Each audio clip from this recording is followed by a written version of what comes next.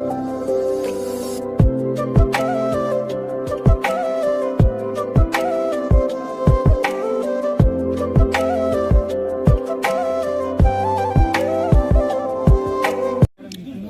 পুরো দিনে আসলে বাগবাসা বিধানসভা এলাকায় আমাদের কয়েকটা প্রোগ্রাম আছে। তার মধ্যেই আমরা দুইটা প্রোগ্রাম সেরে নিলাম। একটা হচ্ছে একটা বাজার, মিশন তেলা বাজার, সেখানে ওনার আর উন্নয়ন যে তহবিল থেকে একটা বাজার সেদে, যাত্রী সেদে আমরা ভিত্তিপ্রস্তর স্থাপন তার অনুষ্ঠান আমরা সেরে এখন আমরা আছি কদমতলা ধর্মনগর রাস্তা থেকে